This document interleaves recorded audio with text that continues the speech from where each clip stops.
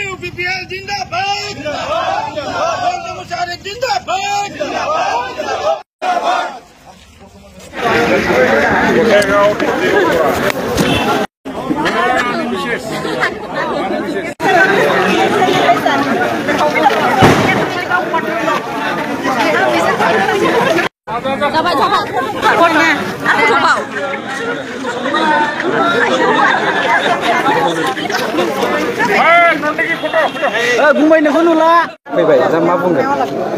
जोबोद गोजोननाय मोनदों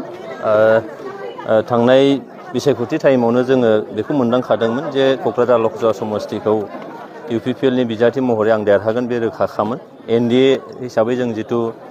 जथायै मोनसे खामानि मावदों आरो बेयाव जितु नैबे क'क्राझार ओनसोला जोबोद मोनसे दुंहाव थासारियाव दंमोन सानफ्रामबो जिउनि रैखाथि होनो हायाखैमोन सिगांनि सरकारा जोंनि सरकार फैनाय लोगो लोगो जिउनि रैखाथि सम्पथिनि रैखाथि होदोंमोन जाथि माहारिनि गेजेराव गोजोन खौसेथिखौ लानानै फैदोंमोन दा बिनि थाखायनो क'क्राझारबासि रायजोफ्रा बिथांमोनहा अल्टारनेटिभ मोनसे नागिरदोंमोन आरो बेखौ बिथांमोनहा निसय मोननो हादों दा बेखायनो आं नोंथांमोननि मिडियानि गेजेरजों साफ्रोमबो क'क्राझार लकसभा बियाबनि साफ्रोमबो मानगोनां भटार्स बिथांमोनखौ आङो गोसो गोरबोनि साबायखर जासिदों जायफोर दोलो आफाद एबा संगठनफ्रा थांनाय बिसायख'थियाव मदद खालामबाय बिथांमोनखौ आङो आंनि गोसो गोरबोनिफ्राय साबायखर होदों जायफ्रा जोंनि इउपिपिएल दोलोनि बिबानगिरि मावगिरि मददगिरिफोर दङ सानसुमैफोर दङ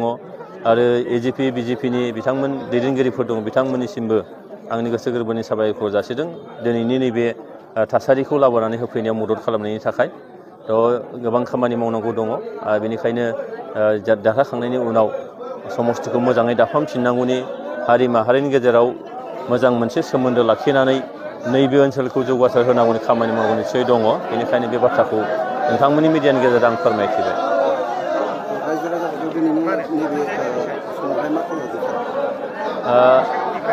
खावलायनायनि बाथ्राया बेनो जे जिहेथु जोङो गोजोनखौ लानानै फैबाय गोजोनखौ जोङो बाहाल लाखिनांगौ जौगानायखौ जोंहा लाबोनांगौ हारि माहारिनि गेजेराव मोनसे अनलायनाय फोथायलायनाय बेखौ जों बोरै लाबोनो हायो बिनि थाखाय जोंहा खामानि मावनांगौ आरो समस्तियाव गोबां खामानि मावनांगौ दं हा खुरखानायनि बाथ्रा दै जगायनायनि बाथ्रा लाइमोनफोरखौ मोजां मोनसे थासारियाव लाबोनांगौ जोंहा आइजोफोरखौ जौगाहोनायनि खामानि मावनांगौ सोलोंथाइ बिथिङाव समाजखान्थि बिथिङाव रांखान्थि बिथिङाव नैबे ओनसोलखौ जौगाहोनांगौ आरो बिनि थाखाय जोंहा बिटिआर सरकारनिफ्राय नाजाबाय थानाय जादों आरो बे नाजानायखौ जाहाथे बयबो रायजो राजाया गोसो होनानै मदद होनानै जाफुंसारनायाव मदद खालामो बेखौनो आङो रायजो राजाखौ खावलायनाय मोनसे जासिबाय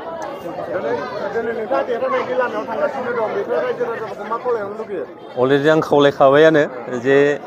जोङो जिथु नैबे ओनसोलाव गोजोन थासारिखौ लानानै बे ओनसोलाव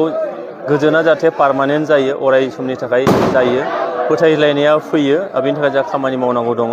बेनिखायनो नैबे क'क्राझार लकसभा समस्तिखौ मोजाङै दाफामफिननांगौ दं जोंहा बे ओनसोलनि रायजो राजाफोरनि गेजेराव जोंनि फोथायलायनाय सहायलायनाय बेखौ जोंहा लाबोफिननांगौ दङ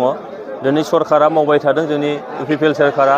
प्रमद बर' दैदेननाय सरकारा आरो बेयाव रायजो राजाफोरखौ आं खावलायबावदों जाहाथे थाबैनो मोनसे थांनाय 10 बोसोरनि जिफोर खहाफोर जोंहा जाबाय बे खहाफोरखौ जोंहा दिनै दाफामफिननायनि मोजाङै लुखांफिननायनि मोनसे सम फैदों बे समखौ जोङो मोजां खामानियाव खाथायनांगोन बे सुजुगखौ जों लानांगोन बेखौनो आङो रायजो राजाफोरनो खावलायनो मोनसे जासिबाय आं बे खोथाखौ अलरेडि बुंखांखाबायानो जे गोजोन थासारिखौ जोंहा गोजोर खालामनांगौ हारि माहारिनि गेजेराव फोथायलायनायखौ जोंहा लाबोफिननांगौ मानोना सिगांनि सरकारनि समाव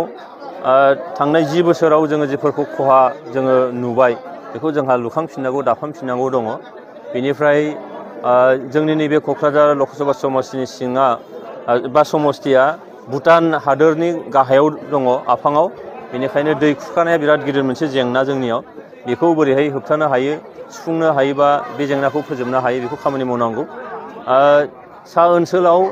दै लोंनायनि बिराद मोनसे समस्या दङ दिनैबो मानोना नै दाखालिनि खरांनि समाव नोंथांमोना नुबाय दैमा दैसाफ्रा साहा रानजोबदों दैखर बरिंफ्रा रानजोबदों बेखौ बोरैहाय जोङो इयुनाव बेबायदि जेंनाया फैयाजासे बोरै मा खालामनो हायो बेनि थाखाय निस्सय मावनांगौ दङ सोलोंथाइखौ जोंहा मोजाङै दाफामफिननांगौ लुखांफिननांगौ दङ गोबां जोंनो गोजौ सोलोंथाइनि फसंथानफोर नांगौ जोंनि प्राइमारिनिफ्राय लानानै मिडिल स्कुल बा हाइ स्कुल जोंनो गोबां बेबायदि नांबावगौ जानानै दङ ओंखायनो बे बाथ्राखौ जोंहा नोजोराव होनानै जा खामानि मावलांनांगौ दं आं बिनि थाखाय एमपि महरै बे जेंनाफोरखौ नोजोराव लाखिनानै इयुनाव खामानि मावलांगोन आरो बेयाव रायजो राजाफोरनि मोनसे मदद आरो हेफाजाबखौ आं लुबैबाय।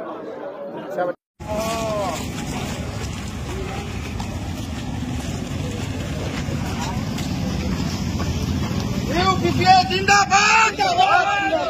UPPL जिंदाबाद